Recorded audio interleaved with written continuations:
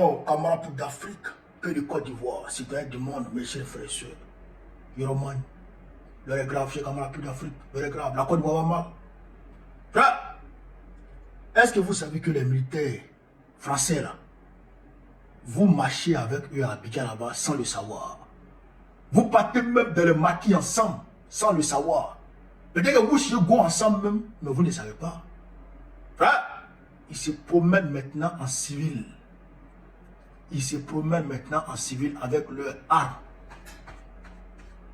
On va écouter cette vidéo. Et puis, bon, on va décortiquer. Vous allez comprendre beaucoup de choses aujourd'hui parce qu'on est à l'approche des élections.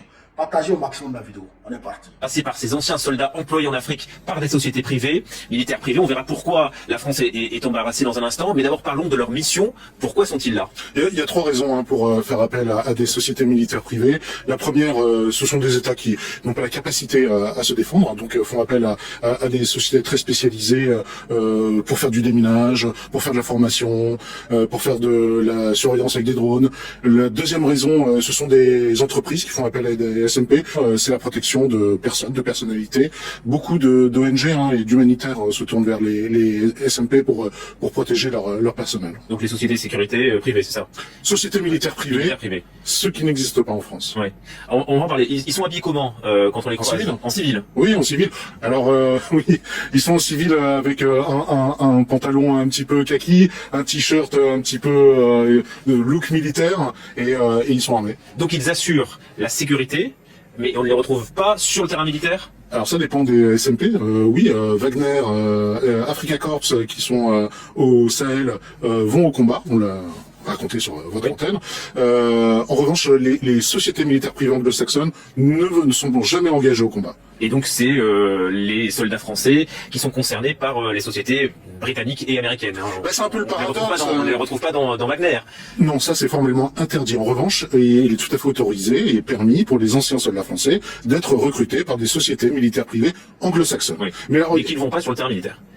Qui ne combattent pas. Qui ne combattent pas. Ça c'est pas autorisé. Seul Wagner fait ça. Seul Africa Corps s'engage au combat. En tout cas. Frère, j'ai voulu vous faire écouter la petite partie là, seulement pour que vous puissiez comprendre quelque chose. Ils disent, c'est les anciens militaires français.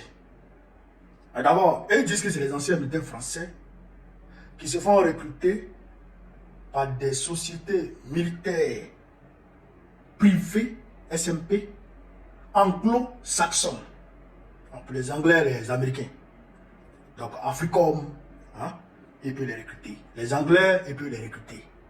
Mais, il est formellement interdit qu'ils se fassent recruter par la Russie. Alors, qui donne l'autorisation? Qui donne l'autorisation de se faire recruter par les anglo-saxons?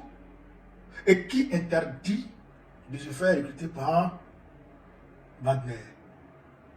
Bien entendu, c'est la France. D'accord? Mais si en réalité, ils sont devenus des anciens soldats, donc ils n'ont plus de contrat avec la France, c'est qu'ils peuvent se faire recruter par qui ils veulent. D'accord? Caillou que tu jettes là, c'est-à-dire que tu t'en fous de là où ça va tomber. Si tu te débarrasses d'un employé, tu t'en fous, il va. Là, on est d'accord. Mais si tu vois que la France leur interdit formellement de se faire recruter, c'est qu'ils sont encore sous la responsabilité de la France. C'est-à-dire qu'ils sont encore engagés avec la France. Vous comprenez ça? Est-ce que vous avez compris la logique? Ils sont encore militaires français. Mais ils sont en partenariat avec les entreprises militaires privées anglo-saxonnes pour camoufler leur présence en tant qu'armée française sur nos sols. Vous avez compris ça? Vous avez compris? Le président Tchani a dit, il dit c'est pour disséminer la présence de la France, de l'armée française, sinon ils sont là. Est-ce que vous avez compris ça?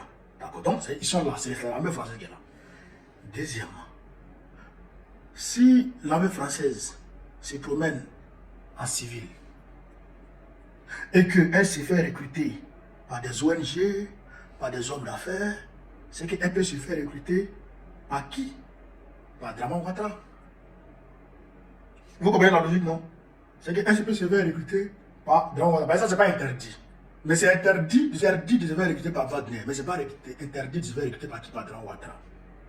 C'est pourquoi je vous ai dit dans ma vidéo d'avant-hier que la France met des miliciens, des mercenaires, on va les appeler des mercenaires à la disposition du RADP pour en faire des microbes afin de tirer sur le peuple de Côte d'Ivoire. Parce que parmi la légion étrangère française là, il y a des Ivoiriens dedans. Mamadou Doumbia était dedans. C'est pas lui qui est militaire français là, militaire guinéen là. Mamadou Doumbia était dedans. Il y a beaucoup d'Ivoiriens qui sont dedans. On peut les prendre pour les mettre à disposition du pouvoir de Ouattara afin de pouvoir réprimer en se camouflant sous le manteau milicien, les microbes pour faire le sale boulot pour ne pas que la France soit éclaboussée. Mais quand je vous ai dit que même au plateau là, il se pourrait que ça soit des mercenaires français. Je vous le dis non. Je n'ai pas dit ça au hasard. Parce que je savais que ça là, ça existait. Et je sais qu'ils sont en train de préparer ça pour s'en prendre au peuple de Côte d'Ivoire. Tu as compris? Parce que ça tremble. La France a peur. Elle sait que si elle perd la Côte d'Ivoire, ça en est fini pour elle en Afrique de l'Ouest. C'est le dernier bastion. Donc, aujourd'hui, en Côte d'Ivoire, le valet des valets, le vassal des vassaux, c'est-à-dire que le bon chien des bons chiens, le chihuahua des chihuahuas, le pantin des pantins, c'est Dramane Ouattara. Le bon élève des bons élèves, c'est Dramane Ouattara. La France ne changera jamais Dramane Ouattara pour qui que ce soit. Ça là, il faut qu'on se l'approprie. Parce qu'il y a trop de rêveurs actuellement en Côte d'Ivoire. Il faut qu'on se l'approprie. Moi, j'étais en erreur. Je pensais que la France était dans un franc jeu quant à son soutien à Thiam. Oh, c'est un leurre. En réalité, c'est un leurre. C'est une manipulation pour pouvoir avoir la même mise sur l'opposition et fragmenter l'opposition. Parce que quand ils disent à Thiam, on te soutient, en même temps ils lui disent, il ne faut pas partir chez Gbagbo parce que Gbagbo il est violent, le PPACI, ils sont radicaux, ils sont violents, tout ça. Donc, on lui dit, il ne faut pas partir chez Gbagbo. Donc, en même temps, l'opposition est scindée en deux. Vous comprenez? Les deux grands partis de l'opposition sont divisés. Donc, naturellement, quand vous êtes divisé, vous êtes affaibli. C'est pourquoi Bédié a été tué. Parce qu'il n'arrivait pas à écarter, à éloigner Bédié de Gbagbo, ni à éloigner Gbagbo de Bédié. Il faut tuer Bédié pour faire venir Thiam, qui sera peut-être facilement manipulable. Et c'est ce qu'ils ont fait. C'est elle, la France là, c'est elle qui a tué Bédié, la France. Ah, naturellement, elle est passée par Ouattara, ça c'est clair. D'accord? Mais c'est elle qui a tué Bédié, c'est elle qui a commandité tout le chemin. Vous comprenez ça? Elle a tué Bédié, elle a tué Ouassela. Puis elle a laissé ceux qui sont facilement manipulables. Wallah et Bilaï, si on essaie, si le PDCI, les militaires du PDCI qui sont aujourd'hui, qui aspirent à une souveraineté en Côte d'Ivoire, s'ils ne se réveillent pas là, mais ce qui s'est passé avec Bédié en 2023, on a vu. Ils ont fait croire à Bédié qu'ils sont avec lui. Ils ont fait croire à l'opposition qu'ils sont avec l'opposition. Ils ont même fait croire au Premier ministre Guillaume Soro qu'ils sont avec lui. Vu que le Premier ministre Guillaume Soro s'est arrêté, mon Dieu, vision pour dire, on est parti à l'Élysée, on s'est battu, Dramane et moi, j'ai pris Macron, Dramane a pris le Drian, et on va voir qui va gagner. Tellement que Macron l'avait mis en confiance. Et par ricochet, Macron avait mis l'opposition en confiance. Or, Macron sait que si un Ivoirien de souche prend la Côte d'Ivoire, ça ne va pas aller. Parce que même, si vous vous rappelez Touadéra, C'est grâce à la France que Touadéra est arrivé au pouvoir. Mais quand Touadéra est arrivé, quand il a vu la situation, il a fait votre face. Il a pris la direction de la souveraineté. Et il y a beaucoup de... Il y a eu beaucoup de... Ouais, Déby Kaka, le président Idriss Déby Itno du Tchad, c'est Macron qui l'a inscrit devant tout le monde. Mais comme c'est un Tchadien pur sang et qu'il y a des choses qu'il ne peut pas accepter, il ne peut pas accepter faire à son peuple, alors il a pris la direction de la souveraineté. Donc Macron sait qu'un Ivoirien de souche va faire ça. Un Ivoirien authentique va prendre cette voie. Il ne laissera jamais Dramane pour qui que ce soit. C'est un jeu de dupes qui sont dedans. Il faut qu'on se réveille. Il faut qu'on se donne les mains. On ne doit pas rester dans nos chapelles politiques, regardant seulement qu'à nos intérêts. Quand à nos intérêts, je dirais partisans. Regardons à l'intérêt supérieur de la nation. Mettons-nous ensemble. Chassons la France de la Côte d'Ivoire. Et nous aurons le progrès et le développement jamais réalisé dans notre pays.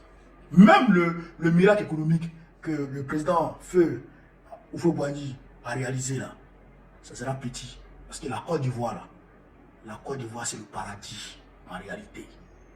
Quand tu regardes la générosité que Dieu a manifestée vis-à-vis de notre terre, tu sais que la Côte d'Ivoire, si elle est gérée par quelqu'un d'humain, c'est le paradis.